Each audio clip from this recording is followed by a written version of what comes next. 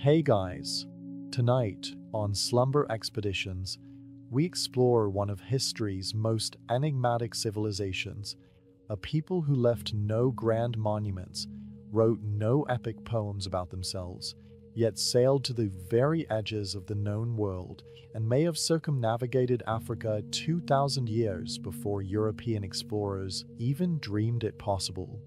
We will dive deep into the world of the Phoenicians, the mysterious sea traders who emerged from the coastal cities of ancient Lebanon and established a maritime network that stretched from the Levant to the Atlantic Ocean and beyond.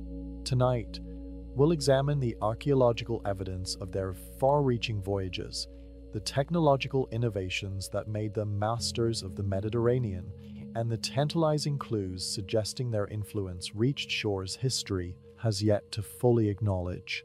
We'll journey through the purple-dyed harbors of Tyre and Sidon, sail aboard reconstructed vessels across treacherous waters, examine inscriptions found in unexpected places, and consider whether these ancient mariners established not just trade routes, but the foundations of a truly global empire, one built not on conquest and domination, but on commerce, navigation, and the quiet accumulation of knowledge about our planet's geography. So before you settle in, if you're finding comfort in these ancient maritime mysteries, please consider liking this video and subscribing to the channel, but only if you genuinely like what we do here. We would also love to hear from you in the comments below. Tell us where you're listening from and what time it is there. It's always fascinating to connect with a global community of curious minds who share this fascination with civilizations that sailed beyond the horizon. Now, dim the lights, maybe turn on a fan for that soft background hum, and let's ease into tonight's speculative journey together. The sea is calling, and the Phoenicians are waiting to reveal their secrets. You are standing on the harbor of Tyre in the year 950 BC, watching the sun rise over the eastern Mediterranean. The air is thick with salt and the pungent smell of murex shells being crushed in vast stone vats. Around you, workers extract tiny amounts of purple dye from thousands upon thousands of these sea snails, creating the most valuable commodity in the ancient world. Ships with curved hulls and single square sails are being loaded with amphorae of wine, cedar wood from the mountains of Lebanon, and bolts of fabric dyed in shades of purple so rich they seem to hold the depths of the ocean itself. These are not the ships of warriors or conquerors, but of merchants whose reputation for honesty and skill has made them welcome in every port from Egypt to Greece. You watch as a captain consults a primitive chart, his eyes scanning the horizon with the confidence of someone who has sailed beyond the pillars of Hercules and returned to tell the tale. This is not myth or legend, but the daily reality of a civilization that history would almost forget, yet whose influence touched 3 continents and may have reached even further than we dare imagine. The Phoenicians emerged from the narrow coastal strip of what is now Lebanon around 1500 BCE, though their cultural ancestors, the Canaanites, had inhabited the region for millennia before. Unlike the great empires that surrounded them, Egypt to the south, Assyria and Babylon to the east, the Hittites to the north, the Phoenicians never unified under a single ruler or established a territorial empire in the traditional sense. Instead, they organized themselves into independent city-states, each ruled by its own king and focused primarily on maritime trade. The greatest of these cities were Tyre, Sidon, Byblos, and Arwood, strung like pearls along a coastline backed by the Lebanon mountains, whose famous cedar forests provided the timber for their legendary ships. The very name Phoenician comes from the Greek word phoenix, meaning purple or crimson, a direct reference to the Tyrian purple dye that became synonymous with royalty and wealth throughout the ancient world. To produce just 1 ounce of this dye required the processing of some 250,000 murex mollusks, making it more valuable than gold by weight. The chemical compound responsible for the color, dibermoindigo, created a hue that didn't fade but actually grew richer with exposure to sunlight and repeated washings. Roman emperors would later reserve Tyrian purple exclusively for imperial use, and the phrase "born to the purple" still echoes the prestige this Phoenician export commanded. But the purple dye was merely the most famous of Phoenician trade goods. From their cities flowed cedar wood prized for its resistance to rot and insects, olive oil and wine of exceptional quality, glasswork of stunning sophistication, jewelry crafted with techniques that wouldn't be replicated for centuries, and textiles woven with skill that made them luxury items throughout the Mediterranean world. Egyptian pharaohs specifically requested Phoenician craftsmen to build their ships and palaces. King Solomon, according to biblical accounts, employed Phoenician workers under the master builder Hiram of Tyre to construct the temple in Jerusalem, recognizing that no other people possessed such architectural and engineering expertise. Archaeological excavations at Phoenician sites have revealed a level of urban planning and technological sophistication that contradicts their relatively modest historical profile. At Tyre, which for much of its history was actually built on an island a half-mile from the coast, engineers constructed artificial harbors with breakwaters that allowed ships to dock safely regardless of weather conditions. They developed a closed harbor system where ships could be pulled into covered docks for repairs and construction, protecting both the vessels and the shipbuilding techniques from foreign eyes. The harbor at Sidon featured a sophisticated quay system with stone mooring posts and warehouses built directly on the waterfront, enabling efficient loading and unloading of cargo. These weren't primitive ports, but carefully designed maritime infrastructure that speaks to centuries of accumulated engineering knowledge. The Phoenician alphabet represents perhaps their most consequential innovation, one that transformed human communication more profoundly than any trade good. Previous writing systems, including Egyptian hieroglyphics and Mesopotamian cuneiform, required memorization of hundreds or thousands of symbols. The Phoenicians developed a streamlined alphabet of just 22 consonants, each representing a single sound. This phonetic system was so elegant and practical that it could be learned in days rather than years, democratizing literacy in an unprecedented way. Greek traders adopted and modified this alphabet, adding vowels to create the Greek alphabet, which in turn gave rise to Latin, Cyrillic, and virtually every alphabet used in Europe and the Middle East today. When you read these words, you're using a system that descends directly from Phoenician merchants who needed an efficient way to record transactions in ports throughout their trading network. The ships that carried Phoenician goods and ideas across the Mediterranean were themselves marvels of ancient technology. While much of what we know comes from artistic depictions and textual descriptions rather than intact vessels, archaeologists have pieced together a detailed picture of Phoenician maritime engineering. Their cargo ships, called galloi by the Greeks, featured deep, rounded hulls designed for stability and cargo capacity rather than speed. They could carry up to 450 tons of goods, an impressive capacity even by later Roman standards. These vessels were constructed using the mortise and tenon technique, where carved wooden pegs fitted tightly into precisely cut grooves, creating a hull so robust it could withstand the violent storms of the Mediterranean. The planking was often covered with a protective layer of pitch and sometimes sheathed in lead below the waterline to prevent shipworm damage, a technique that wouldn't become standard in other maritime cultures for over 1,000 years. Their military vessels, the swift galleys used both for naval defense and to protect merchant convoys, featured an entirely different design philosophy.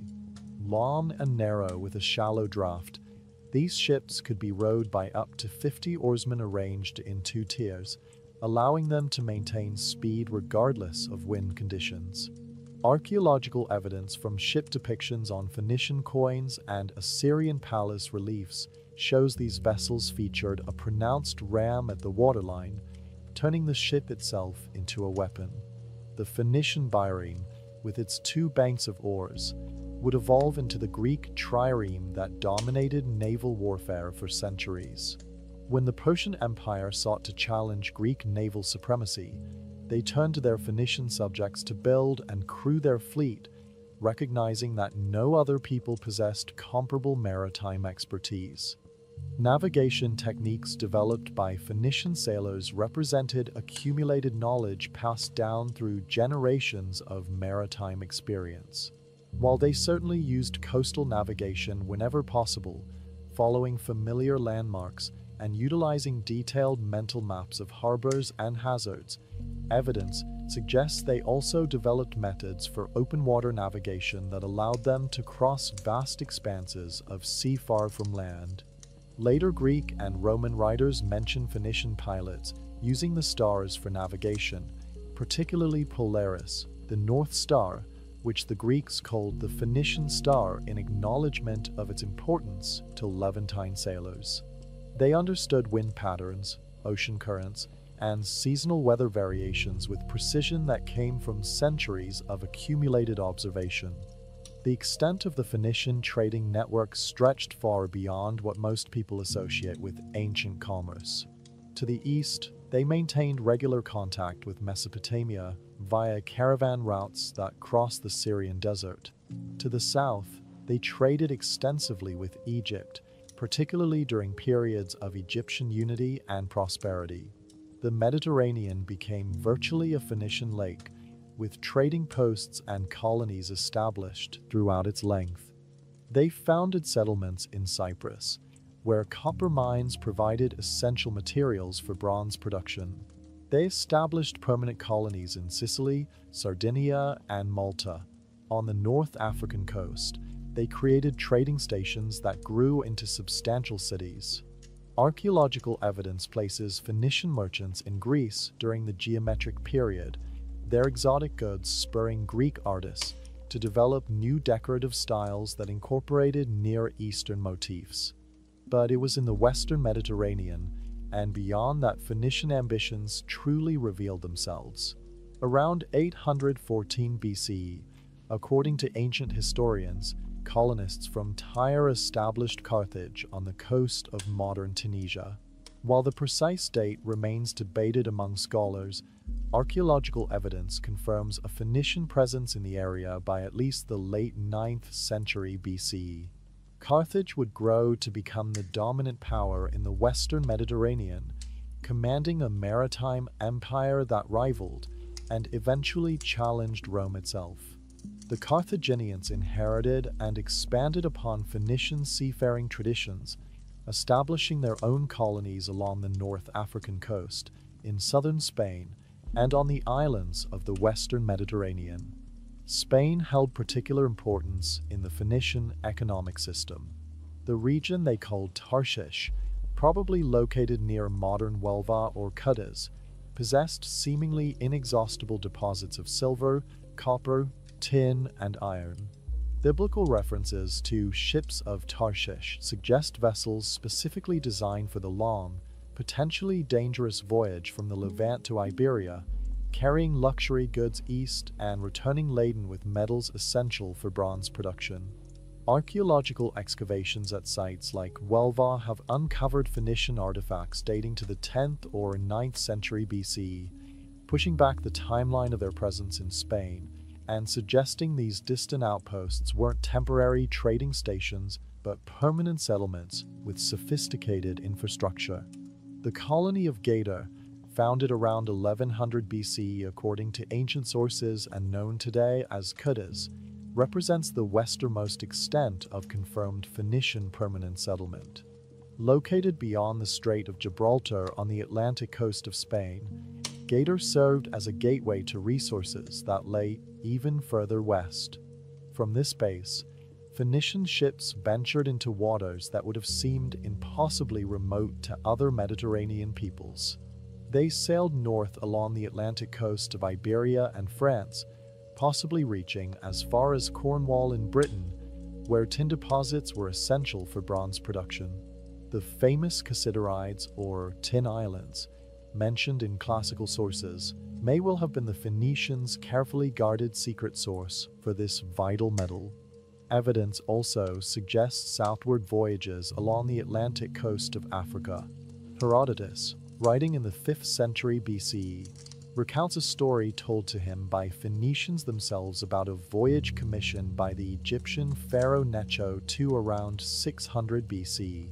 According to this account, a Phoenician crew sailed from the Red Sea down the east coast of Africa, eventually rounding the southern cape and returning through the Pillars of Hercules to the Mediterranean, completing a circumnavigation of the African continent nearly 2,000 years before Vasco da Gama. Herodotus himself expressed skepticism about one detail of the story, that when sailing west, the sailors observed the sun on their right, to the north. Yet this very detail, which seemed impossible to someone unfamiliar with the southern hemisphere, is precisely what one would observe when sailing west around southern Africa. This incongruous detail, dismissed by Herodotus as implausible, actually serves as perhaps the strongest evidence that the voyage occurred as described. The Phoenicians' relationship with their more powerful neighbors was complex and often precarious. Their cities maintained independence through a combination of tribute payments, strategic alliances, and their indispensable role as maritime intermediaries. When the Assyrian Empire expanded westward in the 9th and 8th centuries BCE, Phoenician cities generally chose to pay tribute rather than resist, maintaining their commercial autonomy in exchange for acknowledgement of Assyrian supremacy. Similar arrangements characterized their relationships with subsequent empires, Babylonian, Persian, and eventually Greek and Roman. This pragmatic approach to great power politics allowed Phoenician trade networks to persist even as political control of their homeland shifted between empires. The religious practices of the Phoenicians, often misunderstood and maligned by later sources, centered on deities who embodied aspects of the natural world crucial to maritime peoples. Baal, whose name simply means Lord, was associated with storms, rain, and agricultural fertility. His consort Astarte represented love, fertility, and warfare. Melkart, patron deity of Tyre, was particularly associated with navigation and colonial expansion. Phoenician colonists often established temples to Melkart at their new settlements, maintaining a religious link to their mother city. The famous temple of Melkart at Tyre was described by Herodotus as containing 2 pillars, one of gold and one of emerald that glowed at night, possibly an early form of lighthouse. These religious sites also served practical functions, operating as banks, treasuries, and centers of commercial arbitration where merchants from different cultures could conduct business under the protection of neutral divine authority. The question of how far Phoenician ships actually traveled requires careful examination of both ancient texts and modern archaeological evidence. The ancient world was filled with exaggerated travelers' tales and second-hand accounts of distant lands, making it difficult to separate genuine voyages from imaginative fiction. Yet when we apply modern archaeological methods and cross-reference multiple sources, patterns emerge that suggest the Phoenicians ranged far more widely than conventional histories acknowledge. Their reputation as the ancient world's premier navigators wasn't merely propaganda or legend, but recognition of real achievements that pushed the boundaries of geographical knowledge. The Periplus of Hanno represents one of the most intriguing documents in this investigation. This Greek text, purportedly a translation of a Carthaginian account, describes a voyage down the west coast of Africa undertaken by the Carthaginian explorer Hanno sometime in the 6th or 5th century BCE. According to the text, Hanno commanded a fleet of 60 ships carrying 30,000 colonists, though these numbers are generally considered exaggerated. The account describes founding settlements along the Moroccan coast, encountering various peoples, and eventually sailing far south to a region where they observed volcanic activity and encountered what they described as gorillas. Whether actual gorillas or another species remains debated. The Periplus describes geographical features including a wide river full of crocodiles and hippopotami, likely the Senegal River, and mountains that spewed fire, possibly Mount Cameroon, an active volcano. Scholars have long debated the authenticity of the Periplus of Hanno. The text survives only in a single Greek manuscript from the 10th century CE, raising questions about how faithfully it preserves the original Carthaginian account, assuming such an account existed. Yet certain details in the narrative demonstrate knowledge of West African geography that a Greek forger sitting in the Mediterranean would have had no way of knowing. The description of rivers, coastlines, and indigenous peoples corresponds reasonably well with the actual geography of the West African coast.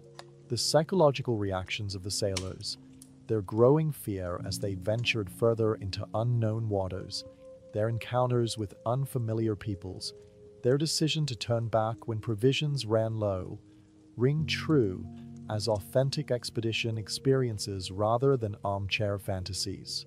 Modern experimental archaeology has demonstrated that voyages like those described in the Periplus were technically feasible for Phoenician-style vessels. In 2010, the British explorer Philip Beale completed a circumnavigation of Africa aboard the Phoenicia, a reconstruction of a 6th century BCE Phoenician trading vessel built using ancient techniques. The 20-meter vessel, constructed of Lebanese cedar with rope made from grass and a sail woven from flax, successfully navigated both the Atlantic and Indian Ocean coasts of Africa over a 2-year journey.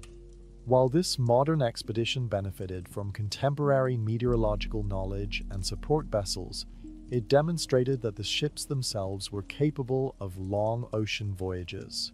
The Phoenicia handled rough seas remarkably well, its round-bottomed hull and flexible construction actually proving more seaworthy in certain conditions than more rigid modern designs. Archaeological evidence continues to emerge that suggests Phoenician maritime activity extended throughout the Atlantic and possibly beyond. In 1872, a stone was discovered near Paraíba, Brazil, bearing an inscription purportedly in Phoenician script describing a ship blown off course around Africa and arriving on South American shores. The vast majority of scholars consider the Paraíba stone an elaborate forgery, and examination of photographs of the inscription reveals linguistic anomalies inconsistent with genuine Phoenician writing. Yet the incident highlights a persistent question. Given that Phoenician ships were regularly sailing the Atlantic coasts of Africa and Europe, is it possible that some, either by accident or design, crossed the Atlantic itself? The evidence for pre-Columbian transatlantic contact remains highly controversial and is rejected by mainstream archaeology. However, certain anomalies deserve mention in our exploration of Phoenician capabilities. The presence of cocaine and tobacco residues in Egyptian mummies, first detected in the 1990s, puzzled researchers since these plants are native only to the Americas. While contamination and alternative explanations have been proposed, some researchers suggest ancient maritime contact between Africa and South America. If such contact occurred, the Phoenicians, as the most skilled mariners of their era and the people most active in West African waters, would be the most likely candidates. Closer to home and on firmer evidentiary ground, Phoenician activity in the British Isles appears increasingly well established. The tin mines of Cornwall produced metal essential for bronze production, and control of or access to these sources would have been economically crucial for any major trading power in the Bronze and early Iron Ages. While direct archaeological evidence of Phoenician presence in Britain remains elusive, the circumstantial case is compelling. Ancient writers mention the Cassiterides, Tin Islands in the Atlantic, which many scholars identify with Cornwall or possibly the Scilly Isles. The Phoenicians were notoriously secretive about their trade routes and sources, deliberately spreading misinformation to maintain their commercial monopolies. When a Roman ship once attempted to follow a Phoenician vessel to discover the location of the Tin Islands, the Phoenician captain deliberately ran his ship aground on a shoal, destroying his own vessel to protect the secret of his destination. The Carthaginian Senate honored the captain's sacrifice and reimbursed him for his lost ship and cargo. Recent archaeological work in southern Spain and Portugal has revealed the extent of Phoenician settlement in these regions. Excavations at sites like Dona Blanca near Cadiz have uncovered substantial Phoenician towns with urban planning, impressive architecture, and clear evidence of metalworking. These weren't temporary trading posts, but permanent settlements that served as bases for further Atlantic exploration. The discovery of Phoenician shipwrecks off the coast of Spain has provided direct evidence of their vessels and cargo. One wreck dated to around 600 BCE contained amphorae of wine and olive oil, ingots of copper and tin, and luxury items including jewelry and ivory, offering a snapshot of the diverse goods moving through Phoenician trade networks. The question of Phoenician voyages to the Azores, Madeira, and Canary Islands grows more intriguing as archaeological techniques improve. The Canary Islands, located about 60 miles off the African coast, were inhabited by the Guanche people until Spanish conquest in the 15th century. Traditional histories portrayed the Guanches as isolated since prehistoric times, developing their unique culture in complete separation from Mediterranean civilizations. However, archaeological evidence now suggests possible contact with outside visitors in antiquity. Roman artifacts have been found on several islands, and some researchers argue that certain watch practices and art motifs show similarities to ancient Mediterranean cultures. If Roman ships reached the Canaries, it seems implausible that Phoenician vessels, superior in design and sailed by more experienced mariners, did not. The Phoenician trading network functioned as a sophisticated economic system with standardized measures, established trade routes, and regular communication between distant ports. Their ships didn't simply wander randomly hoping to find markets, but followed well-planned circuits that maximized profit while minimizing risk. A typical trading voyage might involve a ship leaving Tyre laden with glass, purple-dyed textiles, and cedar wood, sailing first to Cyprus to trade some cargo and take on copper, then proceeding to Crete and various Greek ports, exchanging goods at each stop. From Greece, the vessel might sail to Sicily or Sardinia, then continue west to Carthage or directly to southern Spain. At Gaeta, the accumulated goods would be exchanged for metals, silver, copper, tin, and iron, before the long voyage back east. The entire circuit might take a year or more, but the profits from such a journey could be enormous. This economic model required far more than simply skilled sailors. It demanded agents and representatives in distant ports, warehouses for storing goods between transactions, credit arrangements to facilitate large trades, and mechanisms for communicating prices and demand across vast distances. The Phoenicians developed proto-banking systems where traders could deposit goods or currency in one port and receive credit instruments honoring those deposits at another port, eliminating the need to carry valuable cargo through dangerous waters or hostile territory. These financial innovations, combined with their reputation for honest dealing, made Phoenician merchants indispensable intermediaries in ancient commerce. The intelligence gathered during these voyages represented knowledge as valuable as any physical cargo. Phoenician merchants accumulated detailed geographical information about coastlines, harbors, currents, and winds. They learned the locations of natural resources, the political situations of various peoples, and the consumer preferences of different markets. This information was carefully guarded. Unlike later Greek and Roman geographers who published treatises on the world's geography, Phoenician knowledge remained proprietary, passed down within families and trading houses as valuable commercial secrets. The result is that much of what they learned has been lost to history, preserved only in fragmentary references in works by Greek and Roman authors who often received deliberately misleading information from Phoenician sources reluctant to share their competitive advantages. Some ancient writers suggest the Phoenicians maintained written sailing directions, early versions of the periplus documents that would later be common in Hellenistic and Roman maritime commerce. These would have recorded distances between ports, descriptions of landmarks, locations of freshwater sources, warnings about dangerous currents or reefs, and notes on local peoples and their attitudes toward foreign merchants. No such Phoenician documents survive, but if they existed, they would have represented the most comprehensive geographical knowledge base in the ancient world. The loss of this accumulated wisdom represents one of the many casualties of Phoenicia's eventual absorption into larger empires and the physical destruction of cities like Tyre and Carthage. While Phoenician ships carried goods across vast distances, their alphabet traveled even further, fundamentally transforming human civilization in ways that eclipsed even their maritime achievements.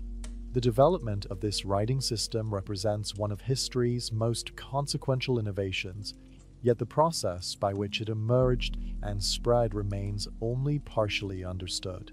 What we do know is that sometime around 1050 BCE, scribes in Phoenician cities refined earlier proto-alphabetic experiments into a streamlined, efficient writing system that would become the ancestor of most modern alphabets. The alphabetic principle, representing individual sounds with distinct symbols rather than entire words or syllables, wasn't entirely new when the Phoenicians perfected it. Earlier experiments in alphabetic writing had occurred in Egypt and among Semitic-speaking peoples of the Sinai Peninsula and Levant.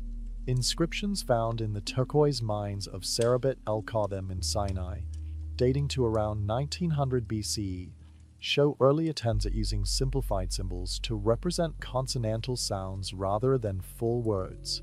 These Proto-Sinaitic inscriptions demonstrate that workers, probably Semitic speakers employed by Egyptian mining operations, were developing a writing system more accessible than the complex hieroglyphic and cuneiform systems of the great empires. The Phoenicians transformed these experimental scripts into something revolutionary. Their alphabet consisted of 22 letters, each representing a consonant sound. No vowels were written, as is still the case in modern Hebrew and Arabic, both of which descend from Phoenician script. This purely consonantal system worked well for Semitic languages where meaning is primarily conveyed through consonantal roots, while vowels indicate grammatical variations.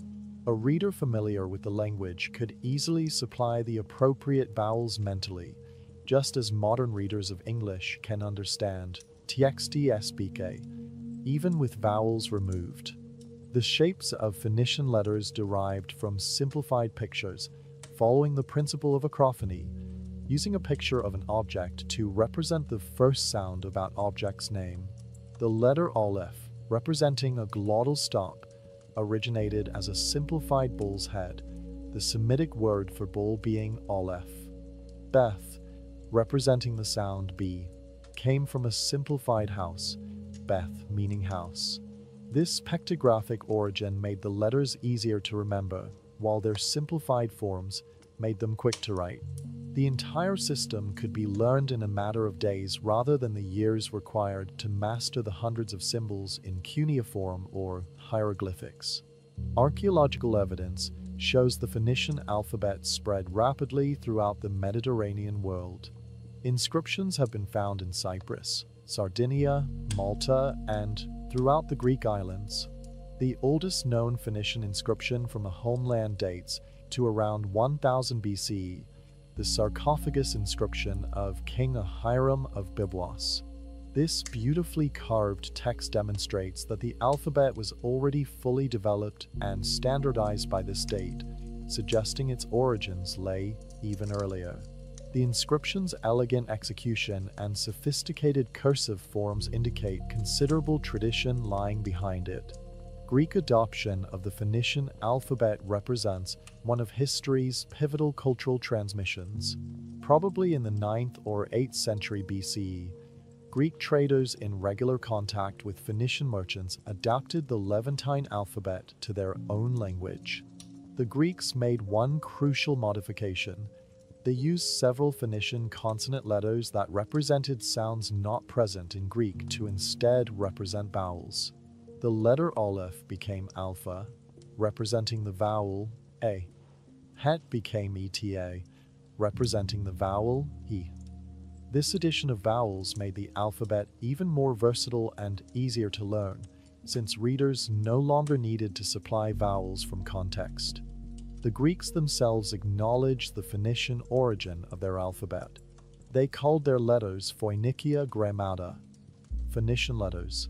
The legendary figure Cadmus, who according to myth brought writing to Greece, was said to be a Phoenician prince from Tyre. While Cadmus is mythical, the story preserves cultural memory of the alphabet's Levantine origins. The very names of Greek letters, alpha, beta, gamma, delta, are meaningless in Greek, but are clearly borrowed from Phoenician letter names, Aleph, Beth, Gimel, Daleth. These names preserve the acrophonic principle from Phoenician, alpha from Aleph, ox, beta from Beth, house, gamma from Gimel, camel, delta from Daleth, door. From Greek, the alphabet spread in multiple directions. The Etruscans of northern Italy adopted a Western Greek variant and adapted it to their language. The Romans, in turn, borrowed the Etruscan alphabet and modified it, creating the Latin alphabet that became standard throughout Western Europe and eventually spread across the globe. To the east, Greek colonists carried the alphabet to the Black Sea and beyond. When Christian missionaries sought to convert the Slavic peoples, they developed the Cyrillic alphabet based on Greek letters.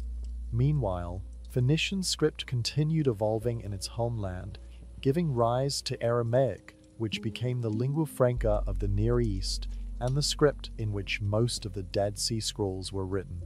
From Aramaic descended Hebrew, Arabic, and numerous other scripts of the Middle East and South Asia. The spread of alphabetic literacy had profound social and political consequences.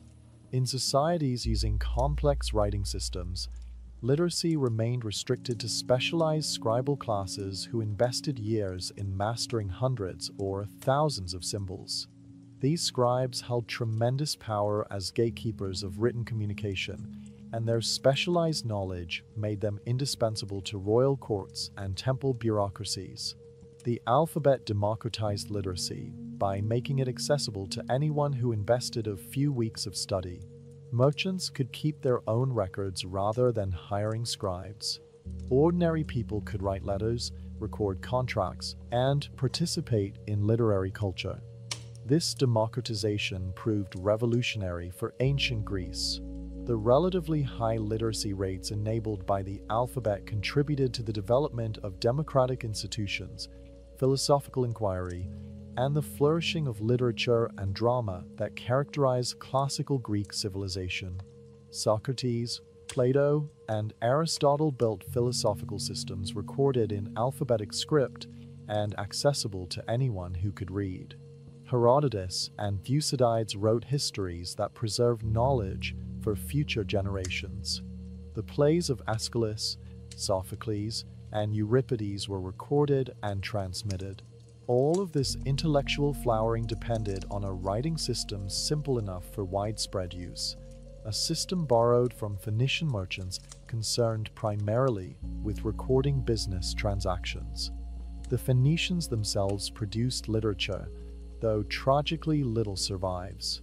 Ancient authors refer to Phoenician historical chronicles and religious texts. The Carthaginians possessed libraries that held accounts of African exploration, agricultural treatises and historical records. When Roman forces destroyed Carthage in 146 BCE, they burned the city for 17 days. The libraries were destroyed, their accumulated knowledge lost forever. Roman senators allegedly distributed a few surviving Carthaginian books to Rome's North African allies, but virtually none survived antiquity. What might we have learned about Phoenician voyages, geographical knowledge, and technical achievements if those libraries had been preserved? The loss represents one of history's great tragedies, comparable to the burning of the Library of Alexandria. A handful of Phoenician literary works survived through translation into Greek or Latin. The most significant is a religious text by Sencuniathon, a Phoenician writer from Berytus, modern Beirut, who allegedly lived around 1200 BC. His work on Phoenician theology and cosmology was translated into Greek by Philo of Byblos in the 2nd century CE, and fragments of Philo's translation survive in quotations by later Christian writers. This text provides our only substantial window into Phoenician mythology and religious thought in their own words rather than filtered through Greek or Roman interpretation. The cosmology described shows sophisticated theological thinking, including a creation narrative that begins with primordial chaos and proceeds through stages of cosmic organization to the emergence of the gods and eventually humanity. As we conclude this part of our journey into the Phoenician maritime world, we'd like to extend a special thank you for listening. If you're finding comfort in these explorations of ancient seafaring mysteries, please consider liking this video and subscribing to Slumber Expeditions. We would also love to hear from you in the comments below. Tell us where you're listening from and what time it is there. It's always fascinating to connect with our global community of curious minds. You can also share which part of the story has captivated you the most so far. It would be wonderful to start a conversation around it. Now, let the mystery of these ancient mariners and their far-reaching voyages settle in your mind as we prepare to continue our exploration into the colonies they founded and the empires they challenged.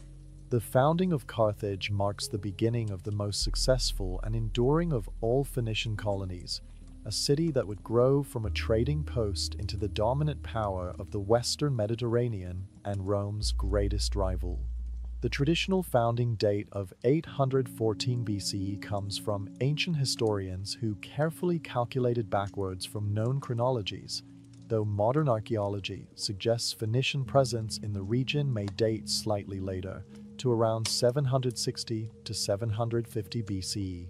Regardless of the precise date, by the 7th century BC, Carthage had emerged as a major urban center with impressive architecture, defensive walls, and harbors that rivaled those of Tyre itself. The foundation legend, preserved by Roman historians who heard it from Carthaginian sources, tells of Alyssa, a Tyrian princess better known by her Greek name Dido. According to the story, Alyssa fled Tyre after her brother Pygmalion, the king, murdered her husband to seize his wealth.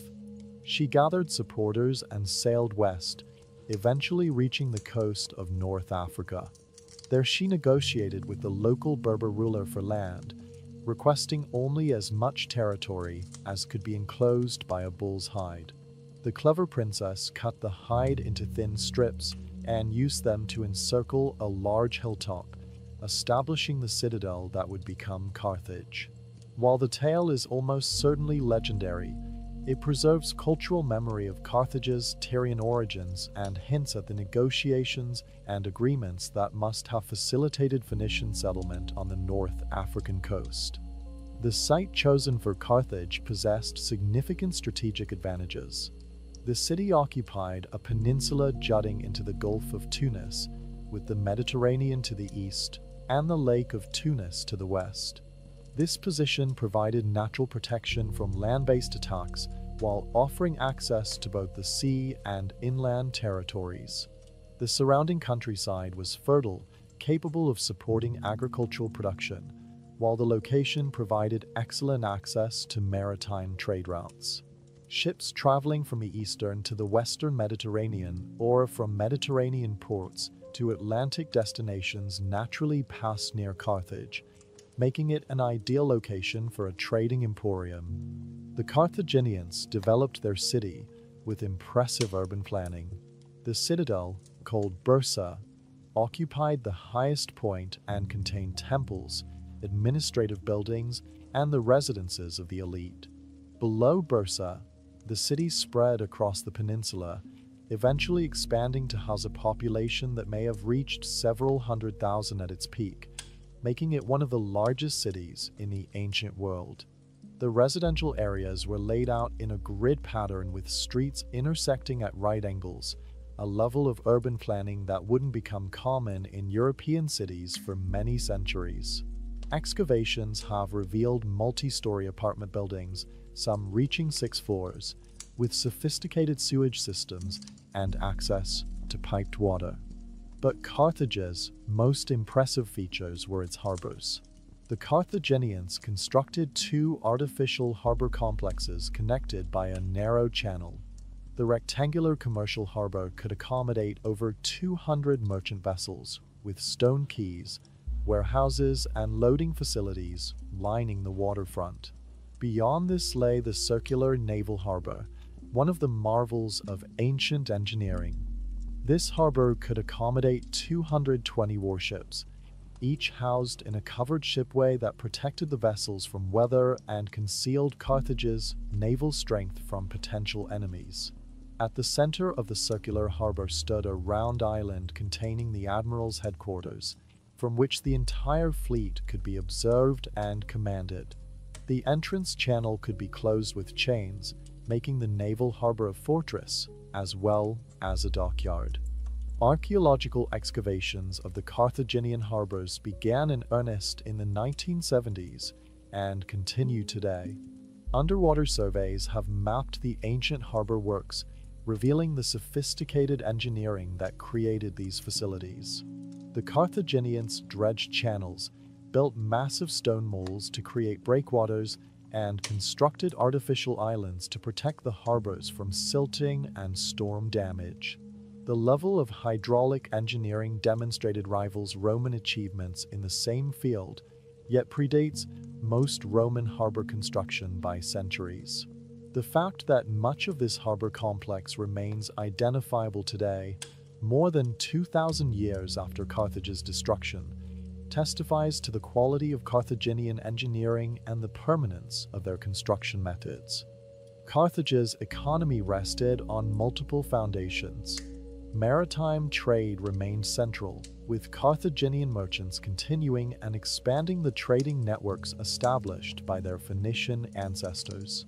Carthaginian ships sailed throughout the Mediterranean, into the Atlantic, and down the African coast. They traded with Greeks, Etruscans, Iberians, and numerous African peoples, exchanging manufactured goods for raw materials and agricultural products. But unlike Tyre and Sidon, which remained relatively confined to their coastal territories, Carthage expanded into the African interior, developing extensive agricultural estates that made the city largely self-sufficient in food production and even allowed substantial exports of grain and olive oil. The agricultural territories surrounding Carthage were worked using systems described in detail by Mago, a Carthaginian writer whose agricultural treatise became famous throughout the ancient world. Written in Punic, the Carthaginian dialect of Phoenician, Mago's work covered every aspect of farming from soil preparation and crop rotation to livestock management and wine production. When the Romans destroyed Carthage, they considered Mago's agricultural writings so valuable that they had the entire work translated into Latin. The translation was studied by Roman agricultural writers including Columella and Pliny the Elder, who cited Mago extensively. Ironically, while Carthage itself was obliterated, Carthaginian agricultural knowledge became foundational to Roman farming practices. The original Punic text is lost, but fragments preserved in Latin quotations reveal sophisticated understanding of soil science, irrigation, grafting techniques, and sustainable land management.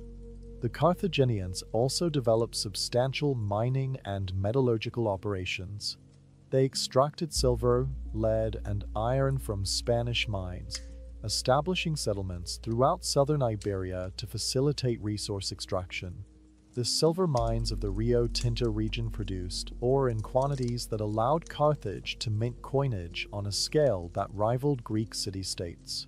This wealth funded the construction of fleets, the hiring of mercenary armies, and the embellishment of the city with temples, public buildings, and monuments that made Carthage renowned for its splendor. Archaeological evidence from Spanish sites reveals the intensity of ancient mining operations, with some estimates suggesting over 6 million tons of slag deposited during the Phoenician and Carthaginian periods. Carthaginian coinage provides fascinating insights into their culture and self-perception. The earliest Carthaginian coins, minted from the 5th century BCE onward, feature images of palms, horses, and the goddess Tanit, reflecting both the prosperity and religious beliefs of Carthaginian society. Later coins depict elephants, commemorating Carthage's use of North African forest elephants in warfare. Porter coins showing Carthaginian leaders appear only later, influenced by Greek practices. The inscriptions on these coins are in Punic script, direct descendants of Phoenician letters, providing valuable evidence for understanding the evolution of the language and writing system. The political system of Carthage combined monarchical, aristocratic, and democratic elements in ways that Greek observers found worthy of study. 2 Sophetes, roughly equivalent to Roman consuls, served as chief magistrates, elected annually by the citizen assembly. A senate composed of wealthy aristocrats controlled foreign policy and military matters. The citizen assembly, which included all adult male citizens, voted on major decisions including declarations of war and election of magistrates. This mixed constitution impressed Aristotle, who praised Carthaginian government in his Politics as one of the best designed political systems in the Mediterranean world. The Roman historian Polybius, writing in the 2nd century BCE, compared the Carthaginian constitution favorably with those of Sparta and Rome, noting the effective balance of powers that prevented tyranny while maintaining governmental efficiency. Carthaginian religion shared the basic pantheon of Phoenician city-states while developing distinctive local variations. Baal-Hamon, the supreme deity of Carthage, was associated with fertility and agricultural abundance. His consort Tanit gradually became the most prominent deity in Carthaginian religion, depicted symbolically by a distinctive sign showing a triangle topped by a circle and horizontal bar, often interpreted as a stylized human figure with outstretched arms. Thousands of small votive stelae bearing this symbol have been excavated from Carthaginian religious sites, each representing a prayer or offering to the goddess. The cult of Melkart, inherited from Tyre, remained important, with temples to the god established in Carthaginian colonies following the pattern of Phoenician settlement. The most controversial aspect of Carthaginian religion concerns child sacrifice. Ancient Greek and Roman sources accuse the Carthaginians of sacrificing children to Baal-Hamon and Tanit during times of crisis, or to fulfill vows. These accusations must be treated with caution, as similar allegations were commonly leveled against foreign peoples as propaganda, and the Romans who destroyed Carthage had every reason to portray their enemies as barbaric. However, archaeological evidence from the Tophet of Carthage, a sacred precinct containing the remains of thousands of cremated infants and young children, suggests the practice may have occurred. The urns containing the remains are accompanied by dedicatory inscriptions to the gods, and the site's layout resembles other sanctuaries rather than a cemetery. Modern scholars remain divided on interpretation. Some argue the Tophet contains sacrificial victims. Others contend it served as a cemetery for children who died of natural causes, particularly infants, with cremation and dedication to the gods providing spiritual protection. The truth may never be conclusively determined, but the debate illustrates the challenges of interpreting ancient cultures through fragmentary evidence filtered through hostile sources. Carthage established its own network of colonies and trading posts, creating a Western Mediterranean empire that paralleled and extended the original Phoenician trading system. In Spain, Carthaginian settlements included New Carthage, modern Cartagena, founded around 228 BCE as a base for military operations and mining extraction. On the islands of the Western Mediterranean, Carthaginian influence was paramount. Ibiza, Majorca, and Sardinia hosted substantial Carthaginian populations. In Sicily, the western portion of the island remained under Carthaginian control for centuries, with cities like Panormus, modern Palermo, serving as major trading and military centers. These colonies weren't merely exploited territories, but participated in a commonwealth of Punic culture, sharing religious practices, commercial networks, and political alliances.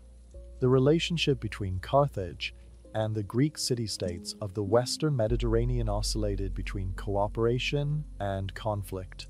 In Sicily, Greeks occupied the eastern and central portions of the island while Carthaginians controlled the west. The two peoples traded extensively, and archaeological evidence reveals substantial cultural exchange. Greek artistic styles influenced Carthaginian craftsmen, while Carthaginian technical innovations, particularly in agriculture and engineering, influenced Greek colonists. Yet competition for territory and resources led to repeated wars. The conflicts between Carthage and Syracuse, the most powerful Greek city in Sicily, dominated Western Mediterranean politics for centuries. These wars saw innovations in military technology, including siege warfare techniques and naval tactics that would later be adopted by Rome. The technological achievements of the Phoenicians and their Carthaginian descendants extended far beyond shipbuilding and navigation. Their contributions to ancient technology span diverse fields including metallurgy, architecture, hydraulic engineering, and manufacturing processes that remained unsurpassed for centuries. Many of these innovations were practical solutions to commercial challenges, developed through generations of accumulated experience and refined through continuous iteration. Others represented theoretical understanding applied to solve specific problems, demonstrating sophisticated scientific thinking even before the emergence of natural philosophy as a formal discipline in Greece. Glassmaking represents one of the most significant Phoenician technological achievements. While glass had been produced in Mesopotamia and Egypt for millennia, Phoenician craftsmen revolutionized both the production process and the range of glass objects created. According to Pliny the Elder, writing in the 1st century CE, Phoenician merchants accidentally discovered glassmaking when they made a fire on a beach using blocks of natron, sodium carbonate, as supports for their cooking pots. The heat fused the natron with the sand, creating glass. While this origin story is almost certainly legendary, it reflects the ancient world's acknowledgement of Phoenician primacy in glass production. Archaeological evidence reveals that Phoenician glassmakers developed techniques for producing both core-form vessels and, by around the 1st century BC, blown glass. Core forming involved wrapping molten glass around a clay core, then removing the core once the glass cooled, creating hollow vessels. These vessels were decorated with threads of colored glass applied while the base glass remained soft, creating intricate patterns. Phoenician glass objects have been found throughout the Mediterranean and beyond, with examples discovered in locations as distant as Germany and Persia. The quality and artistry of these pieces mark them as luxury goods, highly valued by elites throughout the ancient world. The development of glassblowing, probably in Phoenician territories around the 1st century BCE, revolutionized glass production. By inflating molten glass using a hollow pipe, craftsmen could produce vessels more quickly and with greater variety of shapes than core forming allowed. This innovation democratized glass, transforming it from a rare luxury into a common commodity. The technique spread rapidly throughout the Roman Empire, but its origins lie in the Phoenician Levant, where the necessary technological foundations had been developing for centuries. Modern glass production still employs variations of techniques first developed by Phoenician craftsmen over 2,000 years ago. Metallurgical expertise represented another field where Phoenician technical knowledge excelled. The production of bronze, an alloy of copper and tin, required access to both metals and understanding of the proper ratios and smelting techniques to create a product with desired properties. Phoenician metalworkers achieved levels of craftsmanship that made their products sought throughout the ancient world. Archaeological analysis of Phoenician bronze objects reveals sophisticated understanding of alloy composition, with different ratios used depending on the object's intended purpose. Weapons required harder bronze with higher tin content, while decorative objects used softer alloys that were easier to work into intricate designs. The Phoenicians also pioneered techniques for extracting and purifying silver. Spanish silver mines required processing sulfide ores, more complex than working the native metal or oxide ores. Phoenician metallurgists developed cupellation, a process using lead to separate silver from base metals. The ore was melted with lead, which absorbed the silver. Then the mixture was heated in a porous container while air was blown across it, oxidizing the lead which was absorbed into the container while pure silver remained. This technique required precise temperature control and understanding of chemical processes that wouldn't be formally described until modern chemistry emerged. The purity of silver from Phoenician-controlled Spanish mines made it the preferred source for coinage throughout the Mediterranean. Iron working presented different challenges than bronze production.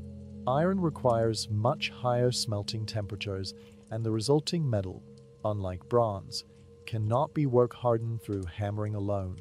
It requires careful heat treatment to achieve desired properties.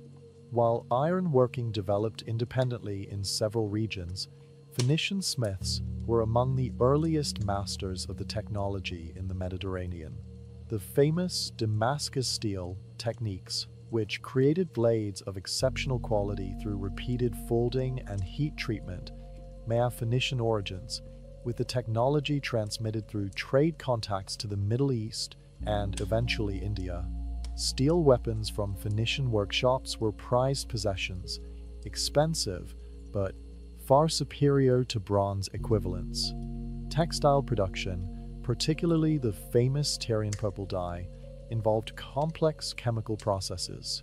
The dye came from two species of murex snails, Murex brandaris and Murex trunculus, found in Mediterranean waters. Workers collected thousands of snails, crushed them to extract a small gland containing the dye precursor, and then exposed this fluid to light and air. A complex photochemical reaction occurred, transforming the initially whitish or yellowish fluid through green stages before reaching the final purple color. The process required precise timing and conditions, knowledge gained through centuries of experimentation. Different processing methods and exposure times produce shades ranging from reddish purple to deep violet. The most prized shade, true Tyrian purple, required extensive processing and produced a color that became synonymous with royalty and power. Archaeological excavations of dye works, particularly at Sidon, have revealed the industrial scale of operations. Piles of crushed murex shells, some still visible today, reach heights of several meters and extend over considerable areas. Chemical analysis of ancient purple-dyed fabrics has confirmed the use of murex dye and revealed that Phoenician dyers sometimes combined murex purple with other colorants to create specific shades or stretch the expensive dye. The industry supported thousands of workers and represented a major component of the Phoenician economy. When synthetic dyes made Murex purple obsolete in the 19th century, the technique was lost. Modern researchers attempting to recreate authentic Tyrian purple have had to rediscover processing methods through experimentation, demonstrating the sophistication of the ancient craft. Shipbuilding technology continuously evolved to meet changing commercial and military requirements. The development of the trireme, the dominant warship of the classical Mediterranean, involved innovations in hull design, rowing arrangements, and construction techniques. While Greeks typically receive credit for perfecting the trireme, evidence suggests Phoenician shipwrights pioneered many crucial elements. The three-tiered rowing system that gave the trireme its name required precise engineering to position three banks of oarsmen on each side without interfering with each other. The hull had to be light enough for speed yet strong enough to withstand ramming combat. Phoenician solutions to these problems influenced shipbuilding throughout the Mediterranean. Merchant vessel design focused on different priorities: cargo capacity, seaworthiness, and efficiency of operation. Phoenician cargo ships featured rounded hulls optimized for volume rather than speed. The mortise and tenon construction technique, where planks were joined using precisely fitted wooden pegs, created hulls that were both strong and flexible, able to withstand the stresses of heavy seas without cracking. Recent experimental archaeology, including the Phoenicia voyage mentioned earlier, has demonstrated that these ships were remarkably seaworthy, their flexible construction actually advantageous in rough conditions where more rigid designs would fail. Nautical technology extended beyond hull construction to sailing rigs, steering systems, and anchoring arrangements. The square sail configuration used on Phoenician ships was optimized for downwind sailing, which aligned with the predominant wind patterns of their trading routes. While such rigs couldn't sail efficiently into the wind, experienced sailors could tack at angles, making progress even when wind direction was unfavorable. Archaeological recovery of ancient anchors reveals sophisticated designs. Early Phoenician anchors used stone weights with wooden arms, but by the classical period, they had developed composite anchors with stone stocks and wooden flukes, and eventually pure metal anchors cast in bronze or iron. Anchor design required understanding of hydrodynamics and materials engineering to create devices that would grip the seabed reliably yet could be recovered without excessive effort. Navigation tools and techniques represented accumulated knowledge refined over generations. While the magnetic compass wouldn't reach the Mediterranean until medieval times, Phoenician navigators used other tools and methods. The sounding line, a weighted rope marked at intervals, allowed pilots to measure depth and, by examining material sticking to a tallow coating on the weight, determine bottom composition. This information could be used for position finding when approaching familiar coasts in fog or darkness. Celestial navigation using the stars, particularly Polaris, provided orientation at night when coastal features weren't visible.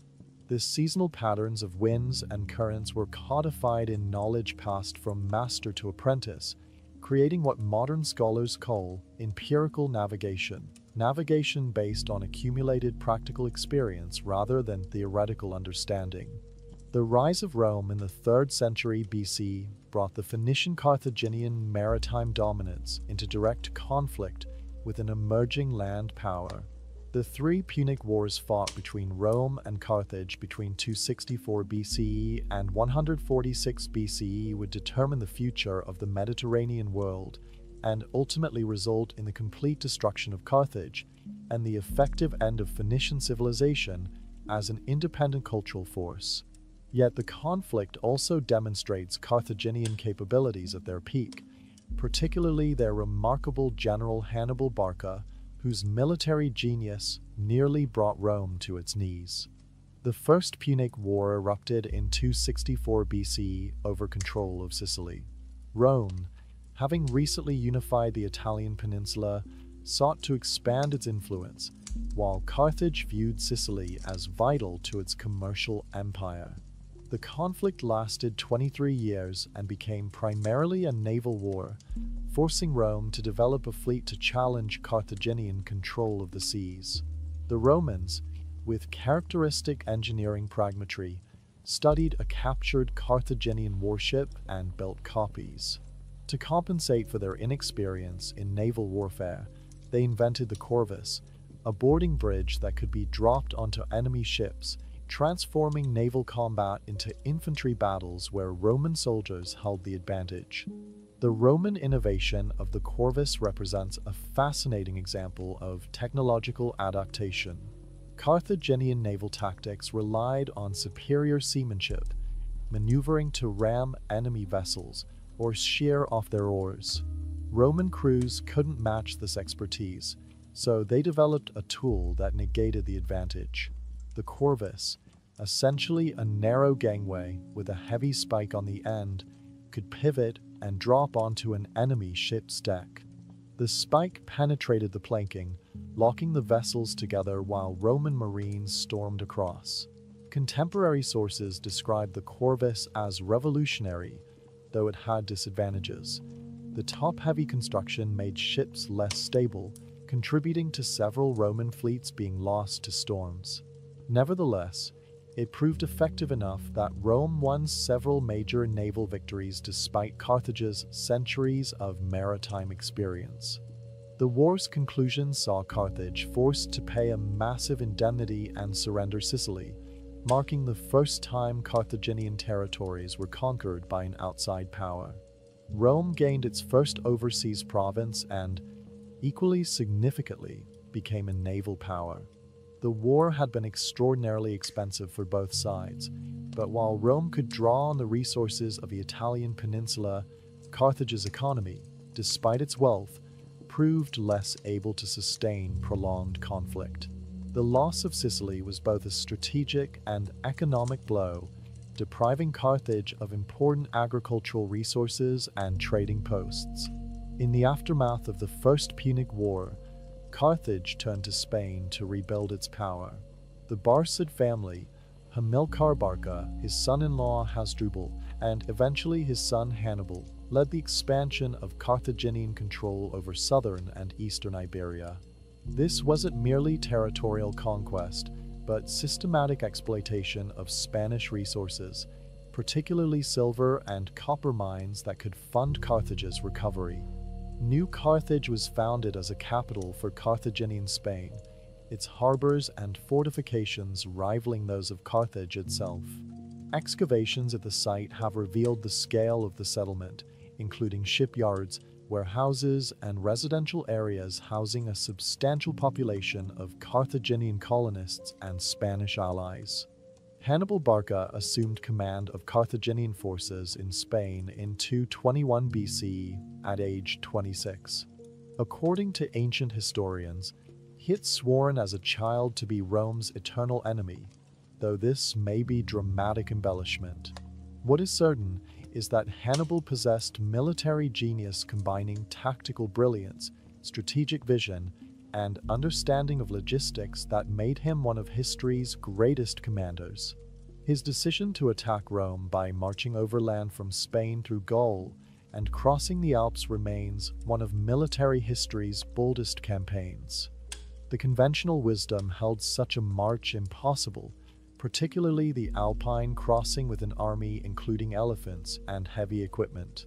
Hannibal's achievement of this impossible feat gave him a strategic advantage.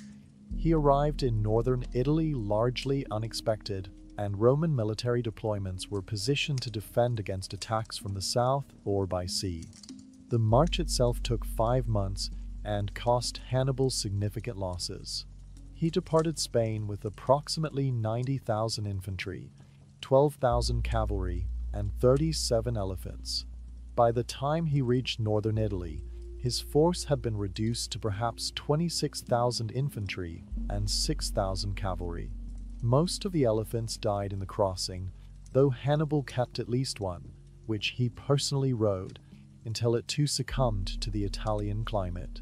Despite these losses, the army that emerged from the Alps was battle-hardened and led by a commander who would demonstrate unprecedented tactical skill in the battles to come. The Battle of Cannae in 216 BCE represents the apex of Hannibal's tactical genius and one of the greatest military disasters in Roman history.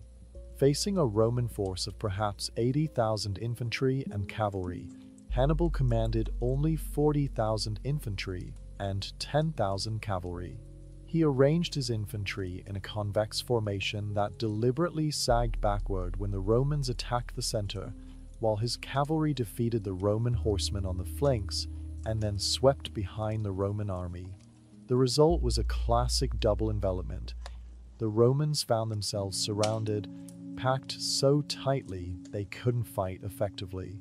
In a single day, between 50,000 and 70,000 Romans died, including consuls, senators, and officers.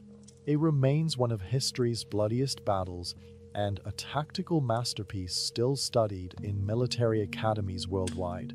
Yet despite Cannae and other victories, Hannibal couldn't defeat Rome itself. The city's fortifications were formidable, and without siege equipment, which his army lacked, Hannibal couldn't assault Rome directly.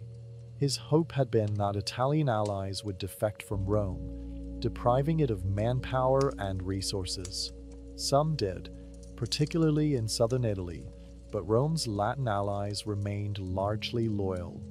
Rome's strategic depth, its system of allied cities throughout Italy, each capable of raising troops, meant that despite catastrophic losses, Rome could continue fielding armies. The Romans adopted Fabian tactics, named after the dictator Fabius Maximus, refusing direct battle while harassing Carthaginian forces and cutting supply lines. Hannibal spent years in Italy, winning battles but unable to deliver a decisive blow. The war's conclusion came in Africa. The Roman general Scipio, later called Africanus for his victory, invaded North Africa, threatening Carthage directly. Hannibal was recalled from Italy, ending his 15-year campaign. The two great commanders met at Zama in 202 BCE. Scipio, who had studied Hannibal's tactics, used the Carthaginians' own methods against him. Hannibal's war elephants, which he deployed in hopes of breaking Roman formations, were rendered ineffective when Scipio trained his troops to open lanes, allowing the animals to pass through harmlessly. Scipio's cavalry, including the Median horsemen who had switched allegiance from Carthage to Rome, defeated Hannibal's cavalry and repeated Cannae's encirclement maneuver against its inventor. Hannibal was defeated, ending the Second Punic War. The peace terms were harsh. Carthage surrendered its fleet except for 10 ships, paid another massive indemnity, and surrendered all territories outside Africa. More significantly, Carthage was forbidden from making war without Roman permission, effectively reducing it to a client state. Hannibal remained in Carthage, serving as Safite and attempting to reform the government and economy to enable payment of the indemnity.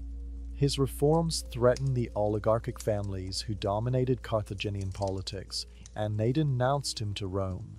Hannibal fled into exile, spending his final years moving between the kingdoms of the eastern Mediterranean, always sought by Roman agents. He eventually died by suicide in Bithynia around 183 BC, swallowing poison rather than be captured, and paraded through Rome in triumph. For 50 years after the Second Punic War, Carthage existed as a reduced but still prosperous city. The surrounding agricultural territories produced wealth, and despite military restrictions, Carthaginian merchants continued trading throughout the Mediterranean. Yet some Romans, particularly Marcus Porcius Cato the Elder, advocated Carthage's complete destruction. Cato famously ended every speech in the Senate, regardless of topic, with the phrase Carthago delenda est, Carthage must be destroyed. His obsession reflected Roman anxiety that a resurgent Carthage might again threaten Rome, but also represented commercial interests. Roman merchants wanted to eliminate Carthaginian competition in North African and Western Mediterranean trade. The Third Punic War was engineered through cynical provocation. Rome backed Carthage's Numidian neighbors in disputes, knowing Carthage couldn't defend itself without permission to raise armies. When Carthage finally raised forces in self-defense, Rome declared this a treaty violation and declared war. The Carthaginians, knowing they couldn't win militarily, attempted to surrender and meet Roman demands, offering 300 hostages from elite families and surrendering their weapons. The Romans then revealed their true demand. Carthage must be abandoned and rebuilt at least 10 miles from the sea. This would destroy Carthage as a maritime power while eliminating the city itself. The Carthaginians, realizing Rome intended their destruction regardless of surrender, chose to fight. The siege lasted 3 years. Carthage's walls and position made assault difficult, and the defenders fought desperately. They manufactured weapons from any available metal, even pulling up paving stones and tearing down buildings for materials. Women cut their hair to make bowstrings. The Carthaginians held out until 146 BCE, when Roman forces under Scipio Aemilianus, adopted grandson of Scipio Africanus, finally breached the walls. The Romans fought their way through the city block by block, house by house. According to the historian Ambient, the battle continued for 6 days through streets, over rooftops, and through buildings. When resistance finally ended, perhaps 50,000 Carthaginians survived from a pre-siege population estimated at 700,000, though these numbers are uncertain. The survivors were sold into slavery. As we conclude this part of our journey through Carthaginian history and the conflicts that ended their civilization, we'd like to extend our gratitude for continuing with us through this exploration. If you're finding these ancient stories of maritime empires and their twilight compelling, please consider liking this video and subscribing to Slumber Expeditions. We would also love to hear from you in the comments below. Tell us where you are listening from and what time it is there. It's always fascinating to connect with our global community of curious minds. You can also share your thoughts on these ancient conflicts and what they reveal about civilization, commerce, and the nature of empire. Now, let these tales of ancient wars and lost cities settle into your thoughts as we prepare for our final exploration of Phoenician legacy and influence on the world they helped create. The physical remains of Phoenician civilization lay buried and largely forgotten for nearly 2,000 years. Unlike Egypt with its monumental pyramids or Greece with its marble temples, Phoenician cities left relatively modest archaeological footprints. Their buildings were primarily constructed from less durable materials, and subsequent civilizations built over their sites. The deliberate destruction of Carthage and Tyre scattered what knowledge survived, while the adoption of Greek and Latin as the languages of scholarship meant Phoenician texts were neither preserved nor translated. The rediscovery of Phoenician civilization became possible only through the development of modern archaeology in the 19th and 20th centuries, combined with advances in linguistics that allowed scholars to read Phoenician inscriptions that had been meaningless for millennia. The decipherment of Phoenician script proceeded in parallel with the broader project of understanding ancient Near Eastern languages. The Rosetta Stone, discovered in 1799, provided the key to Egyptian hieroglyphics, while the Behistun inscription allowed Henry Rawlinson to decipher cuneiform in the 1840s. Phoenician script, being alphabetic and closely related to Hebrew, which had remained a living liturgical language, proved comparatively straightforward to read once scholars recognized the relationship. The German scholar Wilhelm Gesenius published the first comprehensive grammar of Phoenician language in 1837, drawing on inscriptions that had been discovered in Cyprus, Malta, and North Africa. His work established that Phoenician belonged to the Semitic language family, closely related to Hebrew and Aramaic, and demonstrated that the numerous fragmentary inscriptions scattered across the Mediterranean could be read and understood. Early archaeological work at Phoenician sites was hampered by limited techniques and the superimposition of later occupation. At Carthage, the Roman city built after refounding in 29 BCE lay directly over the Punic remains. Excavators in the 19th century often ignored or destroyed Punic layers in their focus on recovering Roman artifacts and architecture. The Danish archaeologist Christian Tuxenfeld conducted the first systematic survey of Carthaginian topography in the 1830s, identifying the locations of harbors, walls, and major structures, but actual excavation remained limited. Similar situations prevailed at Tyre and Sidon, where continuous occupation from ancient times to the present made archaeological investigation challenging and sometimes impossible without destroying modern structures. The 20th century brought more sophisticated archaeological methods and greater interest in Phoenician civilization.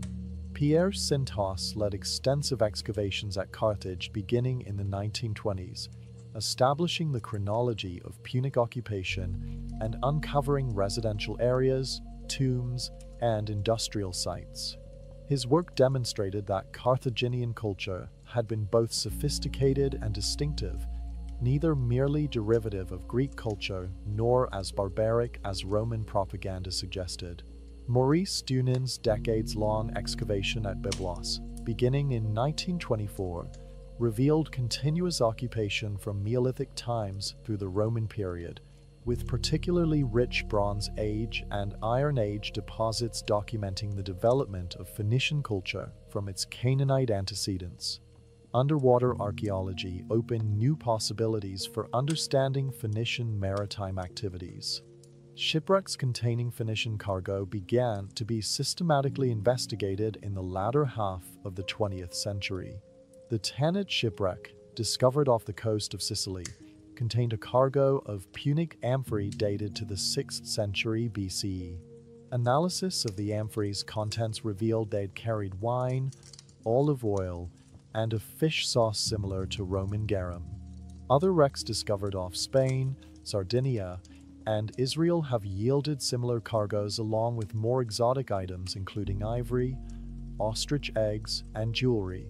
These underwater finds provide direct evidence of maritime trade networks and the goods flowing through them, complementing the textual and inscriptional evidence that documents Phoenician commerce.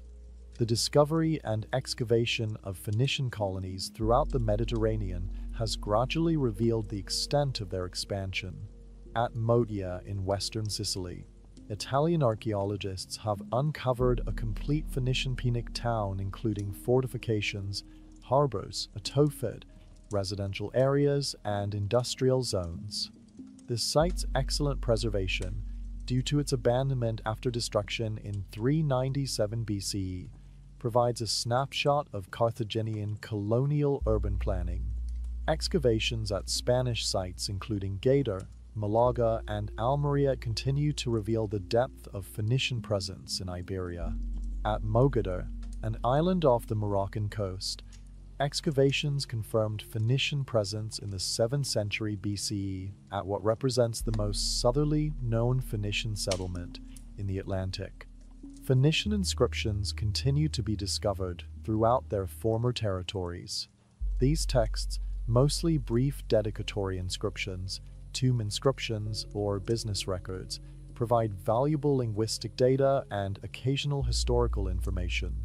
The longest continuous Phoenician text, the Karatepe bilingual inscription discovered in Turkey in 1946, contains parallel texts in Phoenician and hieroglyphic Loian, allowing confirmation of translation accuracy and refining understanding of Phoenician grammar.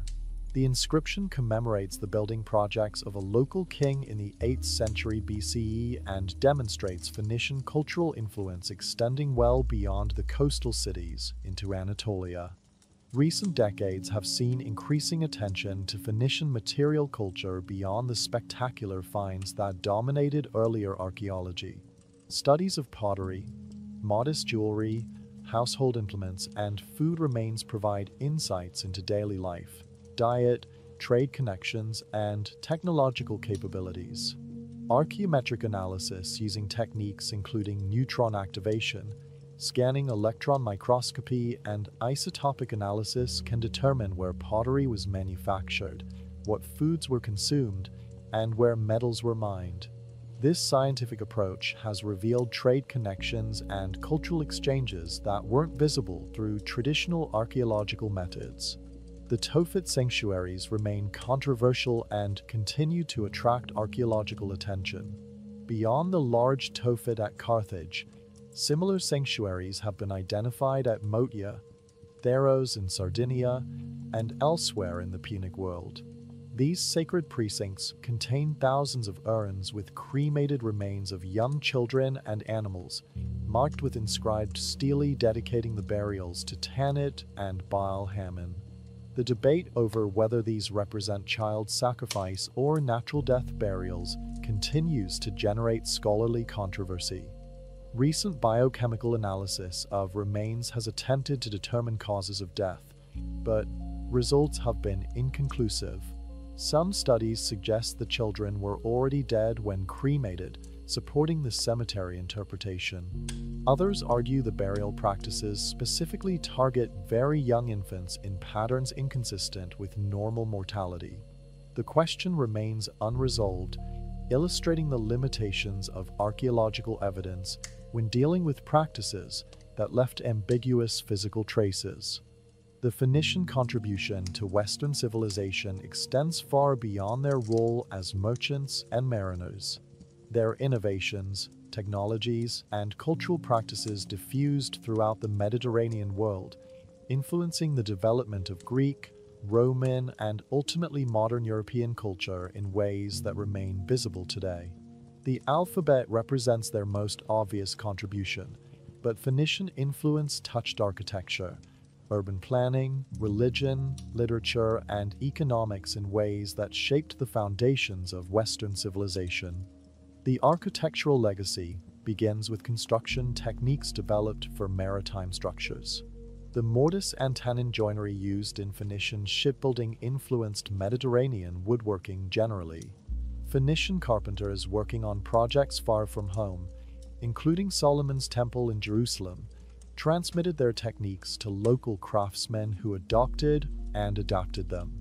The use of cedar from Lebanon in monumental construction spread throughout the ancient Near East, valued for durability and resistance to insects. Egyptian, Mesopotamian, and later Greek architects specified Lebanese cedar for prestigious projects, creating demand that sustained a lumber export industry for over 2,000 years. The famous cedars of Lebanon, now reduced to small remnant groves, once covered mountain slopes, their logging and export generating substantial wealth for Phoenician cities. Harbor engineering techniques pioneered by the Phoenicians influenced Roman port construction throughout the empire. The Romans, who typically receive credit for advances in hydraulic engineering, built upon foundations laid by Phoenician predecessors. The use of pozzolana, volcanic ash that sets underwater to create a waterproof concrete, was adopted by Romans from techniques observed at Carthaginian harbors. Roman ports, including Caesarea Maritima, employed harbor designs remarkably similar to the double harbor system of Carthage. The integration of commercial and naval facilities, the use of breakwaters and artificial islands, and the construction of covered ship sheets all follow patterns established centuries earlier by Phoenician engineers. Religious influences are more difficult to trace, but appear substantial. Several Greek deities show clear Phoenician origins or influences.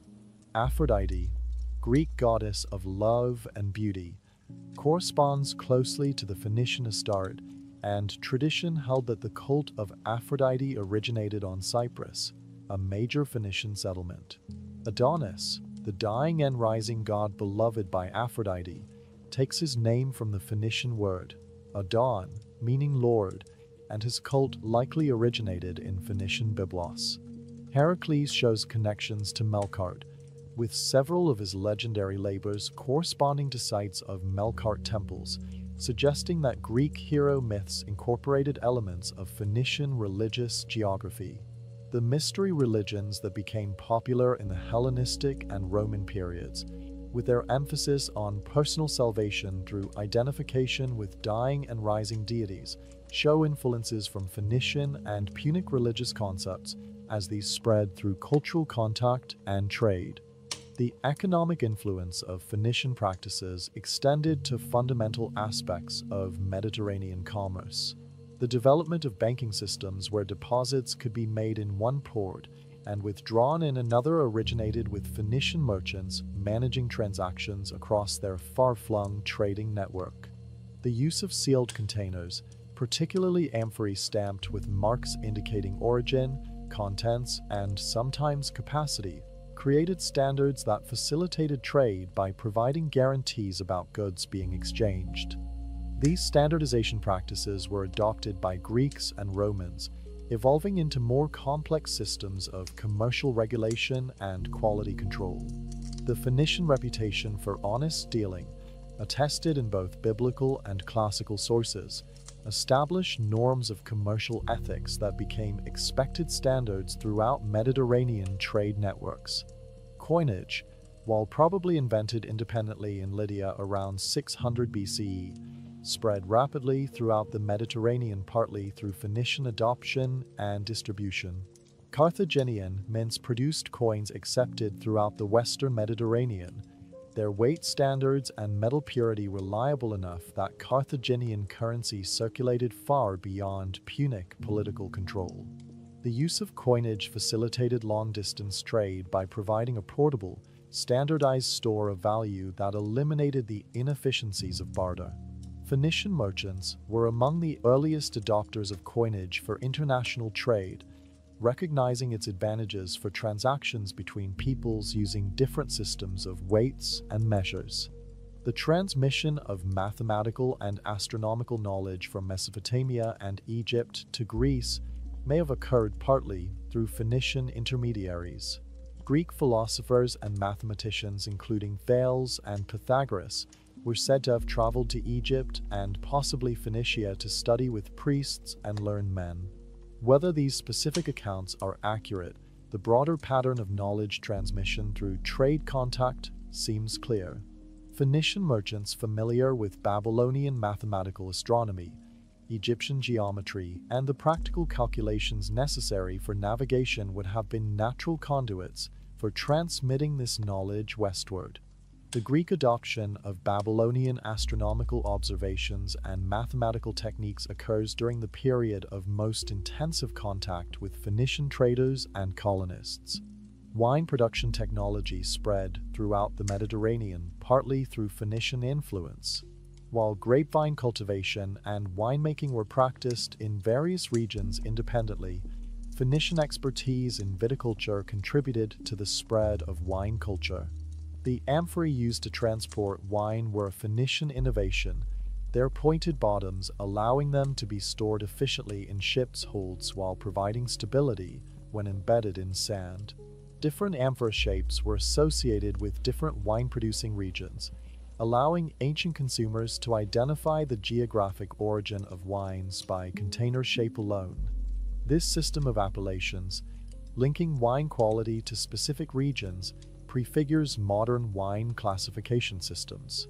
The Phoenician influence on Greek art during the Orientalizing period, approximately 700 to 600 BCE, represents a well-documented case of cultural transmission. Greek pottery, sculpture, and decorative arts from this period show clear adoption of Near Eastern motifs, techniques, and styles. The animal friezes, mythological creatures, and decorative patterns that characterize Orientalizing Greek art derive from Phoenician sources, transmitted through trade contact and the presence of Phoenician craftsmen working in Greek territories. Greek adoption of the black figure pottery technique, and later the red figure technique, may have been stimulated by exposure to Phoenician painted pottery traditions. The transformation of Greek art from the geometric simplicity of earlier periods to the more elaborate and figurative or tantalizing style marks a pivotal moment in Greek cultural development, and Phoenician contact was a major catalyst for this transformation.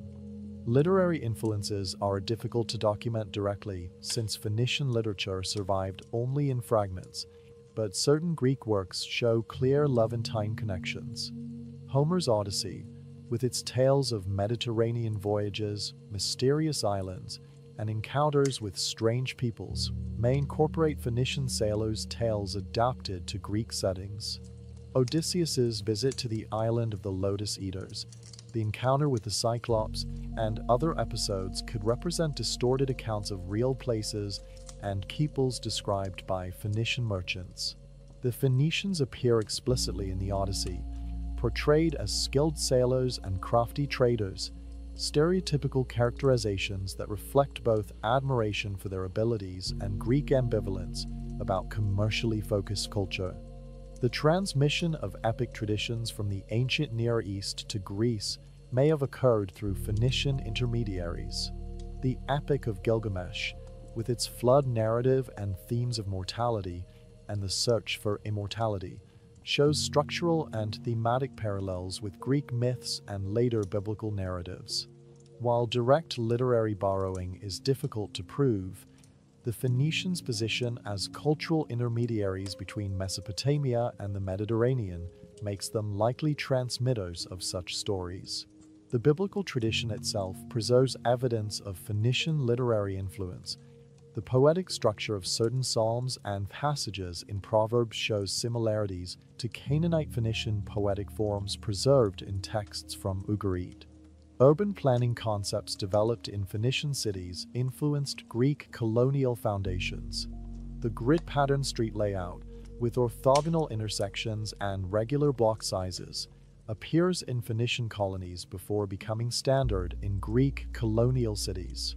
While the Greeks, particularly Hippodamus of Miletus, are credited with developing rational urban planning, the archaeological evidence suggests Phoenician precedents.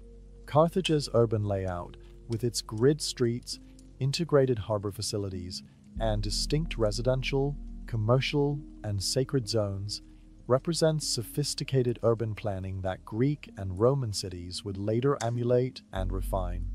The legal and political innovations of Carthage influenced Roman constitutional development, though Romans would have been reluctant to acknowledge debt to their destroyed enemy.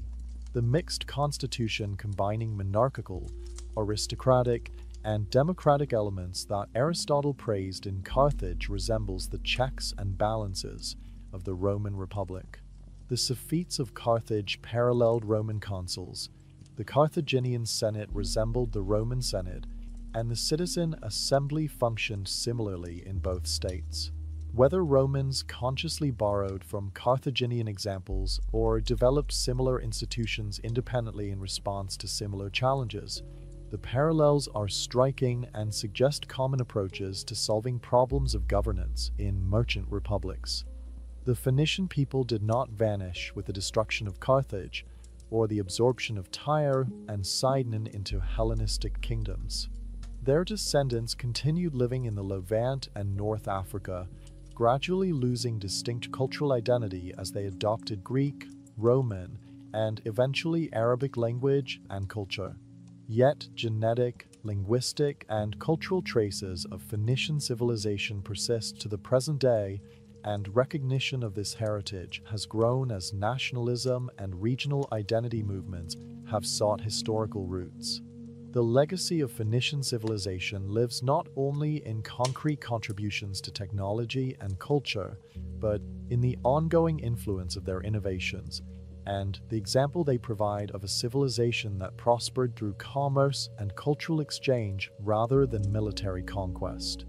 In Lebanon, identification with Phoenician heritage became particularly strong during the 19th and 20th centuries as intellectuals sought to articulate a distinct Lebanese identity separate from Arab nationalism. The Phoenician revival emphasized Lebanon's ancient maritime traditions, its role as a bridge between East and West, and its historical independence from the great empires that dominated the region.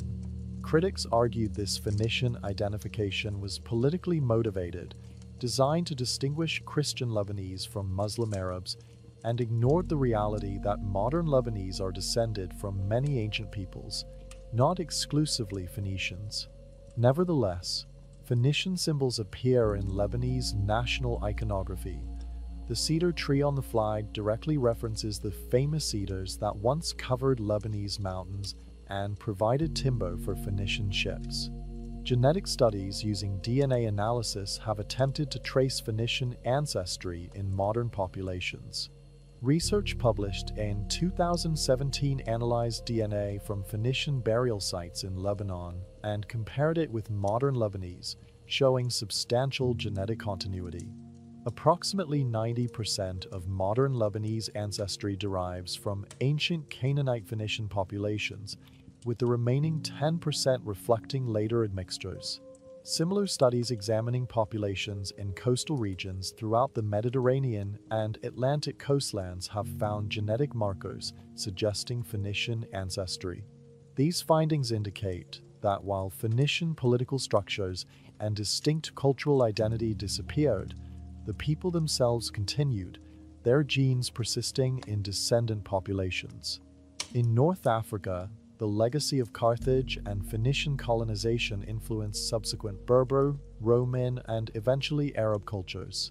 The agricultural techniques documented by Mago remained in use, transmitted through Roman adoption and Islamic preservation.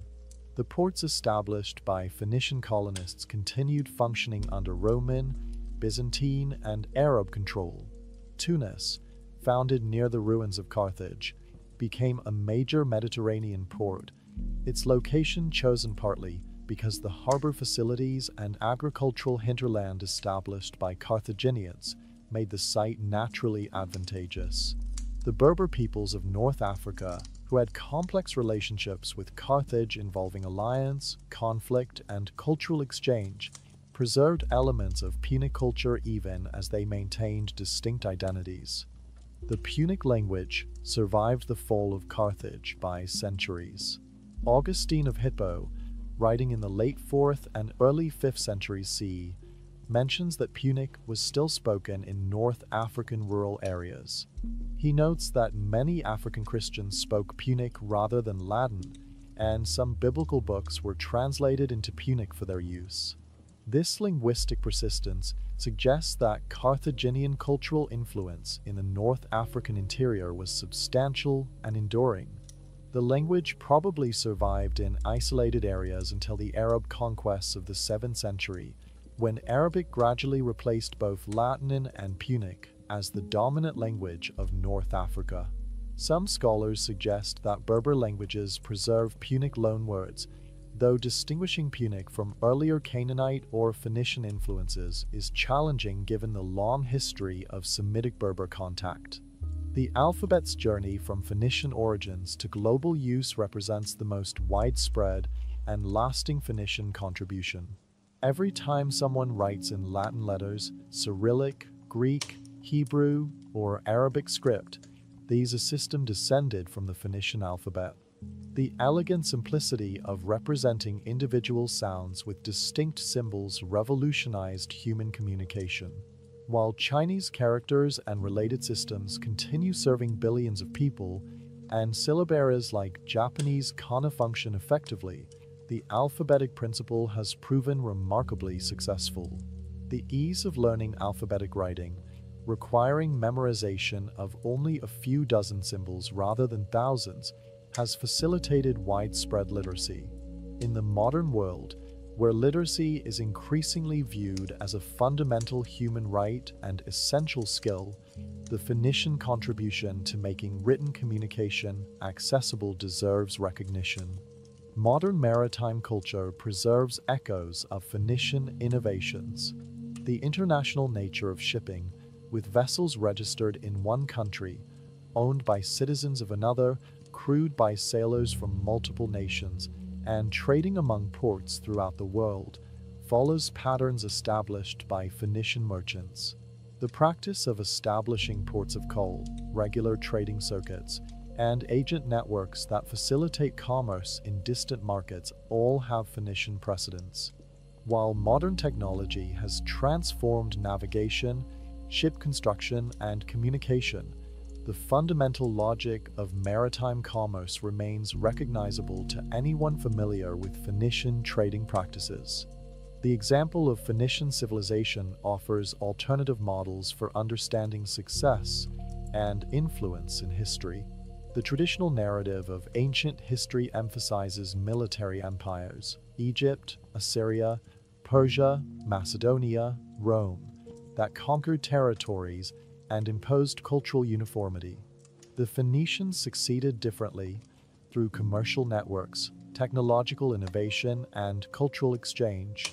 They created a maritime commonwealth bound by trade relationships rather than imperial administration, a system that proved remarkably durable despite political fragmentation. Their colonies weren't conquered territories forced to provide tribute, but voluntary foundations that maintained connections with mother cities through kinship, religious ties, and mutual commercial advantage. This alternative model of civilization raises questions about historical memory and whose stories get preserved. The Phoenicians wrote their own history in books now lost. The accounts that survive come from outsiders, often rivals or enemies, preserving a distorted picture that emphasizes negative stereotypes while minimizing achievements. The Romans, having destroyed Carthage, had incentive to portray Carthaginians as barbaric and treacherous, justifying the genocide. Greek writers, competing commercially with Phoenician traders, emphasized tricky merchant stereotypes while downplaying Phoenician cultural contributions. Modern historians, working from these biased sources and limited archaeological evidence, have struggled to present a balanced picture. Only in recent decades, as archaeological evidence accumulates and scholars critically examine ancient prejudices, has a more nuanced understanding emerged. The Phoenician example also speaks to questions of cultural identity and historical continuity. What defines a civilization? Is it political structures, language, religious practices, genetic descent, or some combination of these factors? The Phoenicians maintained distinct identity for over 1,000 years despite never forming a unified political state. Their colonies evolved into independent powers, yet retained Phoenician cultural identity. When Carthage fell, did Phoenician civilization end, or did it continue in the scattered descendants who preserved elements of language, religion, and practice for centuries afterward? These questions have no simple answers, but illuminate the constructed nature of civilizational categories and the complex realities of cultural persistence and transformation. In our globalized world, where commerce links distant nations, cultural exchange accelerates through technology, and alphabetic literacy connects billions of people, the Phoenician achievement resonates with particular relevance. They demonstrated that civilization could flourish through trade rather than conquest, that knowledge sharing could benefit all participants, and that cultural identity could persist without political unity. Their ships carried not only physical goods but ideas, technologies, and cultural practices that enriched the entire Mediterranean world. The alphabet they perfected enabled the recording of Homer's epics, Plato's philosophy, the Bible, the Quran, and every text that has shaped human thought in alphabetic script. As we conclude our journey through Phoenician history and legacy, we arrive at a fundamental paradox. The Phoenicians, who left relatively modest physical remains and whose literature has mostly vanished, nevertheless shaped Western civilization in profound and lasting ways. Their cities were destroyed, their political independence ended, and their distinct cultural identity gradually dissolved into successor cultures. Yet their innovations, transmitted through the peoples they traded with and taught, became foundational to the world that followed. Every alphabet-using culture owes them a debt. Every maritime trading system inherits their pioneering work. Every culture that values commercial exchange over military conquest honors their example, whether knowingly or not. The mystery at our journey's beginning asked whether the Phoenicians might have built a global empire. The evidence suggests they did, though not an empire in the conventional sense of conquered territories and subject peoples. Their empire was one of trade routes and colonies, of shared alphabetic literacy and transmitted technologies, of peaceful exchange and accumulated knowledge. It was an empire that didn't require armies to enforce or administrators to maintain, but rather flourished through mutual benefit and voluntary participation. This alternative vision of empire, based on commerce rather than conquest, proved ultimately more influential than the territorial empires that overshadowed it in ancient sources. The ships of Tyre and Carthage are long gone, but their courses are still being sailed, and the letters they perfected still carry human thought across distances their mariners would recognize, from mind to mind, shore to distant shore, in an endless navigation of ideas across the ocean of time. Let these images of ancient harbors rest in your mind now. Picture the purple-sailed ships departing at dawn, their captains studying stars that still shine above us, following currents that still flow through familiar seas. The Phoenicians ventured beyond horizons, mapped coasts, established settlements on distant shores, and returned with knowledge that they shared through the letters we still use to record their story. As you drift towards sleep, let your thoughts follow those ancient trade routes, sailing from port to port, each harbor offering rest and resupply on the long journey through history. The waves that carried Phoenician ships still break on Mediterranean shores, and the alphabet they gave the world still shapes the dreams we write in the darkness, letter by letter, thought by thought, connecting us across millennia to those ancient mariners who first taught humanity to read the stars and record what they saw in symbols simple enough for anyone to learn. Safe harbor, gentle traveler, and peaceful sleep.